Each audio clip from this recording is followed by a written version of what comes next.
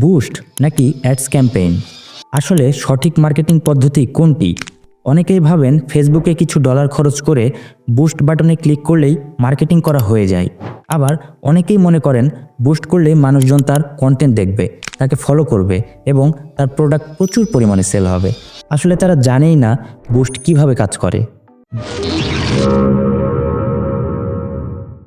Boost করা মানে আপনি ফেসবুককে সিদ্ধান্ত নিতে দিচ্ছেন, যেমন কার কার কাছে বিজ্ঞাপন দেখানো হবে, কোথায় কোথায় দেখানো হবে আর কখন দেখানো হবে। ফলাফল অনেক সময় ও টাকা খরচ হবে, আর রেজাল্ট খুব একটা ভালো আসবে না। অন্যদিকে অ্যাডস ক্যাম্পেইন হলো মেটা এর আসল মার্কেটিং সিস্টেম, যেখানে আপনি পুরো নিয়ন্ত্রণ নিজের হাতে রাখতে পারবেন।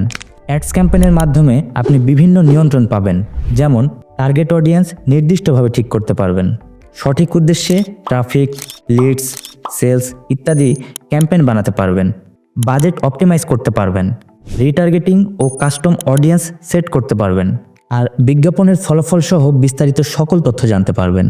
সংক্ষেপে বললে বুস্ট পোস্ট হলো আনুমানিক প্রচার, আর অ্যাডস ক্যাম্পেইন হলো পরিকল্পিত মার্কেটিং। তাই যদি বিজ্ঞাপন থেকে সঠিক রেজাল্ট পেতে চান, তাহলে আজ থেকে অ্যাডস ক্যাম্পেইনের মাধ্যমে মার্কেটিং শুরু করুন। কারণ বুদ্ধিমান মার্কেটাররা আন্দাজে খেলা করে না, তারা ডেটা বুঝে সিদ্ধান্ত নেয় আর মার্কেটিং নিয়েই খেলা করে। আশা করি আমার কথা বুঝতে পেরেছেন। ভালো থাকবেন, ভালো রাখবেন। ধন্যবাদ।